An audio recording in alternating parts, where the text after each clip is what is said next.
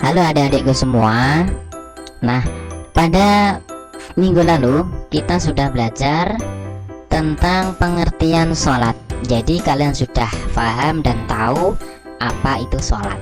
Nah, untuk video kali ini kita akan belajar lagi materi PAI, yakni tentang syarat dan sunnah-sunnahnya sholat. Nah, ingin tahu seperti apa ketentuan-ketentuan yang ada di dalam sholat? Nah, mari kita simak video kali ini.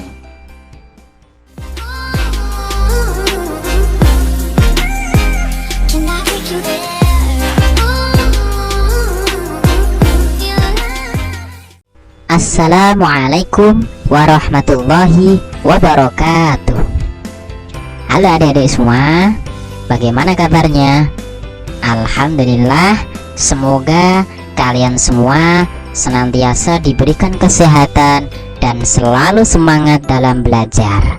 Nah, seperti biasa, sebelum kita memulai pelajaran pada hari ini, mari kita berdoa dahulu agar diberi kemudahan dalam memahami pelajaran.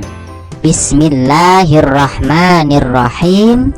Raditu billahi rabba wa bil islami dina wa bi muhammadin nabiyya wa rasula.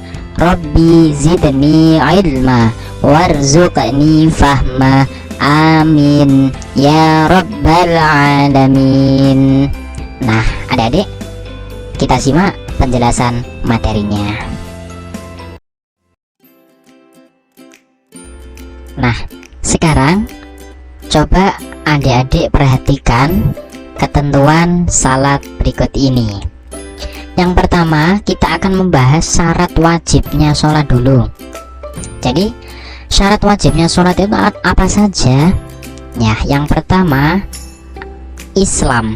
Jadi harus mempunyai agama Islam. Agamanya harus Islam. Tidak boleh kalau agama Kristen, Hindu, tidak boleh sholat karena mereka sudah mempunyai cara ibadah sendiri-sendiri. Nah, kita orang Islam sholatnya sesuai tuntunan dari Nabi Muhammad. Kemudian yang nomor 2 adalah balik. Ya, balik itu apa? Balik itu adalah sudah dewasa, ya, sudah dewasa. Kemudian yang nomor 3 adalah sehat, ya, berakal sehat maksudnya. Nah, maksudnya apa berakal sehat? Berakal sehat itu adalah mempunyai akal yang sempurna, atau dalam kata lain tidak sedang tidur, tidak sedang mabuk, ya, tidak sedang pingsan atau epilepsi atau ayanan seperti itu. Kemudian yang nomor 4 adalah suci dari hadas, haid dan nifas. Nah, haid itu apa? Haid itu adalah tanda dari kodratnya perempuan, yakni menstruasi. Dan nifas itu juga sama, adalah tanda dari hadasnya perempuan. Kemudian yang nomor 5 adalah telah sampai dakwah kepadanya. Jadi maksudnya apa?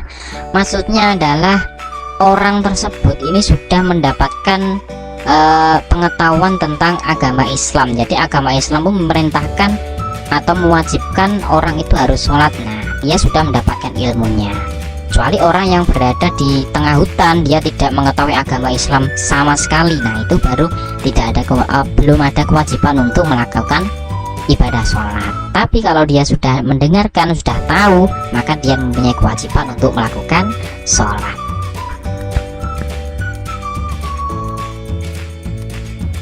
Kemudian syarat sahnya sholat adalah sebagai berikut ini. Yang pertama adalah suci dari hadas besar dan kecil. Contohnya adalah buang air besar, kemudian buang air kecil. Nah, itulah contoh dari hadas besar dan hadas kecil. Dan kemudian yang nomor 2 adalah suci badan, pakaian, dan tempat dari najis. Jadi ketiga unsur ini harus suci dari diri kita, pakaian kita, dan juga tempat yang kita akan gunakan untuk sholat. Itu harus suci semuanya. Kemudian yang nomor 3 ada menutup aurat.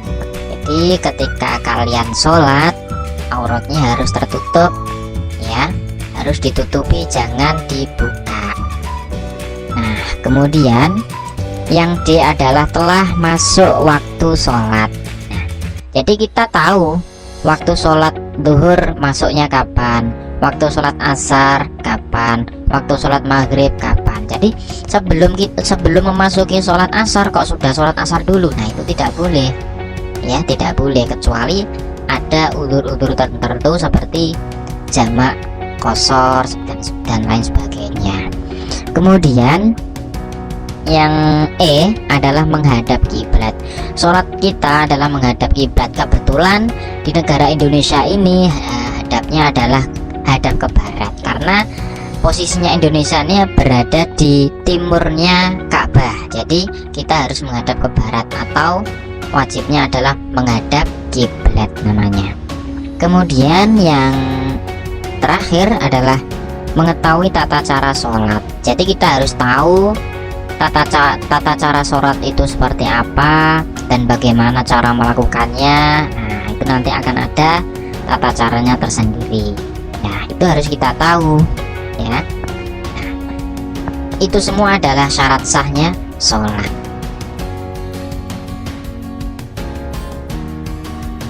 Nah adik-adik, alhamdulillah kita sudah belajar tentang syarat wajib sholat dan syarat sahnya sholat. Untuk keterangan lebih lanjut ya dalam memahami rukun sholat dan sunnah sholat, dan juga hal-hal yang membatalkan sholat, nah kita nanti akan bahas di video selanjutnya. Saya harap adik-adik nanti melanjutkan di video selanjutnya ya, untuk memahami rukun sholat dan sunnahnya sholat. Terima kasih sebelumnya. Jangan lupa yang belum subscribe tekan tombol subscribe, dan juga like, komentar, dan share. Terima kasih sudah menonton video kami. Saya Muhammad Ridwan Junaidi pamit undur diri, dan akhirnya assalamualaikum warahmatullahi wabarakatuh.